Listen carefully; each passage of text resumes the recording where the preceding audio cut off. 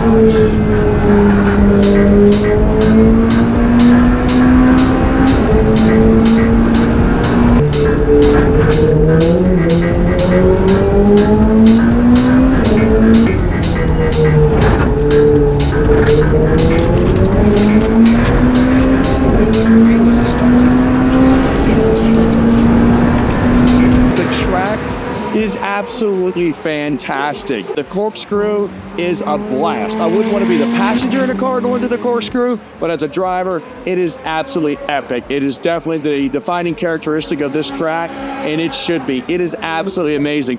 What's awesome, and you don't feel in the sim practicing, is going through turn 1, the car actually comes up off the ground, and you start to feel it rotate just a little bit. The experienced drivers here told me, so listen, trust the car, don't lift off the gas, just stay on it and the car will settle. I listened to the experienced veterans and that's exactly what happened. But we had a goal. Our goal was first time out to do a 128 lap time. We hit it and ran a whole bunch of 129s. So we're running really, really consistent. Coach had already found where I could pick up one more second. One more second would put me at the absolute top of the peak in the shell division. We know we're going to do it. It's going into turn 2. We're going to brake a little deeper and allow me to rotate the car and get back on the gas quicker on that double apex turn 2. So it was a great first session. The nerves are settled, having a lot of fun.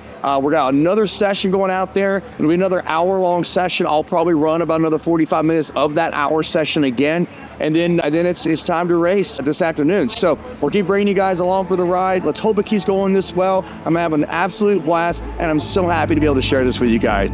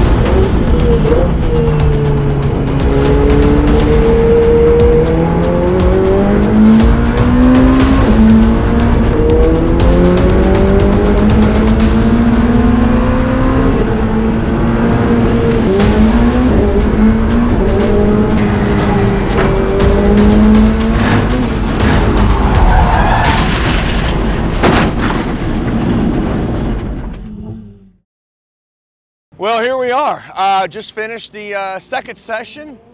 Well, just a few minutes ago, because actually you can see I went ahead and took my race suit off, and you probably wondered why I don't have my race suit on. So we were running P2, so I was really excited about that, and I knew where I could pick up just a little bit more time that would put me into P1. We knew exactly where we were going to do it. I was pushing, and as I'm pushing the car, came around turn 10, and came all the way around turn 10. So yeah, came around turn 10, hit the apex just fine, came on the exit, and just went back full throttle. And I knew, listen, I was experimenting. I didn't know it could or could not go full throttle. Figured why not? I'm trying to pick up that last little bit of time. Front tire dipped into the dirt. I let out on everything. We were going about almost 100 miles an hour. And I look back at the video, the tire touched the curb. It just snap hooked on me, went all the way across the track, slammed into the wall. Took a pretty nasty spill, as you can see. This is basically all that's left of my race car. We got a few parts here that we sawed off. Literally this tire, it managed to kind of stay hanging there, but it blew up the entire rear fender. Front tire ended up about, I don't know, 200 feet down the track. So yeah, here is the remnants of what's left of my race car. It's most certainly damaged beyond repair. You know, it's crazy when you get in these older tracks. It was actually a very tiny mistake. It really wasn't that big a deal. The tire dipped off the track. I let off to try to settle the car, bring it back on the track, and it just snapped all the way around. There's just no room over there. Found the wall. It was pretty crazy. What's really crazy is, like, as I realized once the car was about to snap hook, I knew there was no way to save it. I turned all the way into it, and I'm looking dead at the wall, and I thought, well, here comes the wall, and just bam, I hit it. And a fire suppressant system goes off, emergency crews come running out, the ambulance, everything else. I had to climb out of the passenger side of the car. Everything was good. As far as me, I was fine. Ribs hurt pretty good on the left side. But yeah, we pushed it to the limit. One tick over the limit, and here we are. But all's not lost, because we're actually finalizing the deal right now on the purchase of my new white 488 challenge car. Believe it or not, the team right next door to us actually had a car for sale, white, just like mine. I love having the white car out there. I love red Ferraris, but there's a lot of red race cars out there. And coincidentally, it has almost the exact same amount of kilometers on it as my race car does. So our team's going through it, checking everything out, giving a good inspection. I mean, that's racing, baby. It is what it is. It's an expensive sport. It's an ungodly expensive sport. And sometimes you end up having to buy more than one race car just to get through the season. But that's where we're at. The good thing is I'm still had a blast today. The track is absolutely fantastic. We were running P2, so I felt really good about that. It was ours for the taking, for sure. And a little bit of bad luck, a little bit of timing. I was pushing on that last turn, for sure. And here we are. But that's why we're bringing you guys along. You get to see how real this is. I'm an aggressive driver by nature, and I think you gotta be that to ever have a real chance of winning. And I think the only way you're ever gonna find where the limits are is to find them, and sometimes you tip over them. I tipped over the limit today, I paid the price, but you know what, it didn't turn me away on the sport at all. It just happened a little while ago, and we're already working on a deal to buy us another car, get us to Watkins Glen. We're gonna bring you guys with us, and we'll see you there.